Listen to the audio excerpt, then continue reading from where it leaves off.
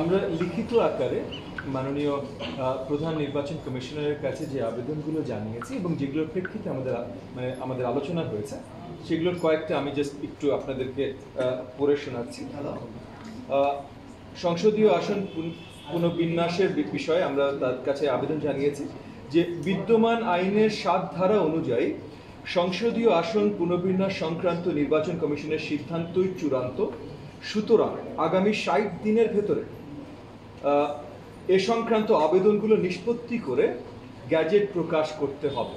মানে তারা গ্যাজেট প্রকাশ করে যেন আগামী ৬০ দিনের ভেতরে, মানে 60 ডেজ, 2 মাসের ভেতরে পুরো প্রসেসটা ওনারা কমপ্লিট করতে সক্ষম হন, যার পর আর এটা নিয়ে আর কোনো কমপ্লেন করা যাবে না। একই সাথে নির্বাচন আচরণবিধি বিষয়ে কয়েকটা আবেদন আমরা জানিয়েছি। এর ভিতরে একটা ছিল প্রস্তাবিত পিভিসি ব্যানার ব্যবহার না করা সংক্রান্ত সিদ্ধান্ত প্রত্যাহার করার দাবি, এটা এগেন, এবং নির্বাচনী ব্যয়সীমা 40 লাখ টাকায় উন্নীত করতে হবে। এই দুটোর কারণ আসলে মোর প্র্যাকটিক্যাল কারণ। একটা হলো আমরা পোস্টার বন্ধ করে দিয়েছি, আমরা ব্যানার সবকিছুতে যদি পিভিসি বন্ধ করে দিই তাহলে কোন আকারে আমরা আসলে প্রচারণা করব সেটার যতখানি প্রবলেমস প্রত্যেকটা নির্বাচন প্রত্যেকটা নমিনি যে ফেস করবেন সেগুলোর প্রতিকার কিভাবে হবে সেগুলো নিয়ে মাননীয় প্রধান নির্বাচন কমিশনের সাথে আমাদের আলোচনা হয়েছে এবং সেই জায়গায় বৃহত্তর অন্তর্বর্তীকালীন সরকারের সাথে আলোচনা করার জন্য কিছু সাজেশনসও মাননীয় সিইসি আমাদেরকে জানিয়েছেন। আর ফাইনালি যে বড় ইস্যুটা ছিল হলো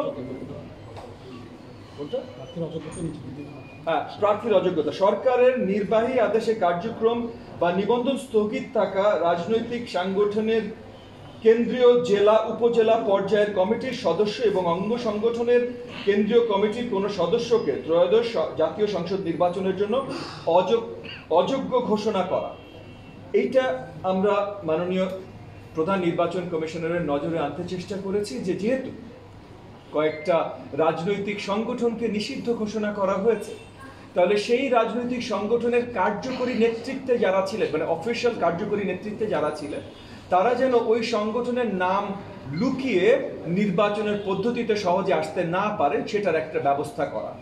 এবং সেখানেও মাননীয় প্রধান নির্বাচন কমিশনের সাথে আমাদের আলোচনা হয়েছে যে এটা সরকারের সাথে আলোচনা করে ওনার কাছে যদি অর্ডার আসেন তাহলে ওনারা সেটা বাস্তবায়ন করতে চেষ্টা করবেন এবং সেই জায়গায় নিশ্চয়ই আমরা উত্থাপন করব। এবং ফাইনালি আমি যদি একটু আমি শেষ করে তারপর আপনার প্রশ্ন নেই যদি মাইন্ড না করেন, নির্বাচন পরিবেশ সৃষ্টি সম্বন্ধে আমরা বলেছি ফেব্রুয়ারি 2006-এর প্রথমার্ধে ফেব্রুয়ারি 2026-এর প্রথমার্ধে ত্রয়োদশ জাতীয় সংসদ নির্বাচনের সম্ভাব্য তারিখ ধরে নির্বাচনের অনুকূল পরিবেশ তৈরির লক্ষ্যে নিবন্ধিত সব রাজনৈতিক সংগঠনের সাথে সংলাপ আয়োজন করা এবং দ্বিতীয়, অন্তর্বর্তীকালীন সরকারের সাথে নির্বাচন কমিশনের জাতীয় নির্বাচনের তফসিল এবং তারিখ ঘোষণা সংক্রান্ত আলোচনা হয়ে থাকলে তা দ্রুত জাতিকে জানানো। এই জায়গাটা মাননীয় প্রধান নির্বাচন কমিশনার আমাদেরকে পরিষ্কারভাবে জানিয়েছে যে সরকারের কাছ থেকে এমন কোনো পরিষ্কার নোটিফিকেশন, ইনস্ট্রাকশন বা ডিরেকশন ওনাদেরকে দেয়া হয়নি। ওনারা এখনো কাজ করছেন অরিজিনাল যে আলোচনা মাননীয় প্রধান উপদেষ্টা দিয়েছিলেন 2024 সালের 16 ডিসেম্বরে, যে ডিসেম্বর থেকে জুন, মানে 25শে ডিসেম্বর থেকে 26শে জুনের ভেতরে নির্বাচন হতে পারে। ওনারা ওই টাইমলাইন হিসেবে কাজ করছেন। ওনারা কনফিডেন্ট যে যেহেতু ওই টাইমলাইন হিসেবে কাজ করছেন ফেব্রুয়ারি নির্বাচনের জন্য ওনারা পুরোপুরিভাবে প্রস্তুত থাকবে। বাট তবুও আমরা একটা দাবি জানিয়েছি যে বৃহত্তর বাংলাদেশের জনগণের জন্য, রাজনৈতিক দলগুলোর জন্য, বিশেষ করে এখন যে অস্থিতিশীলতার একটা অবস্থা তৈরি হচ্ছে, কয়েকটা দল কয়েকটা অযৌক্তিক ডিম্যান্ড নিয়ে যে রাজপথে নামতে চেষ্টা করছে, সেই জায়গাগুলোতে আরো আমরা হয়তো পরিষ্কার একটা ইমেজ পেতে পারি, ক্ল্যারিটি পেতে পারি এবং আরো স্টেবিলিটি আসতে পারে যদি সরকারের পক্ষ থেকে এই ইনস্ট্রাকশনসটাও পরিষ্কার হয়। কারণ তারিখ নিশ্চয়ই নির্বাচন কমিশনে তফসিল ঘোষণা করে ডিক্লেয়ার করবেন, কিন্তু কোন সময়টায় নির্বাচন দেখতে চান অন্তর্বর্তীকালীন সরকার সেটা যদি নির্বাচন কমিশনকে আরেকটু পরিষ্কার করে জানান, পাবলিক স্টেটমেন্টেই জানান, তাহলে সেখানে অনেক জায়গায় অনেক ধোঁয়াশা পরিষ্কার হতে পারে। সো এইগুলো বৃহত্তর ইস্যু নিয়ে মাননীয় প্রধান নির্বাচন কমিশনের সাথে আজকে আমাদের আলোচনা ছিল। এইখানে আপনাদের যদি আর কোনো প্রশ্ন বা আরো কোনো ক্ল্যারিটি প্রয়োজন হয় আপনারা নিশ্চয়ই করতে পারেন।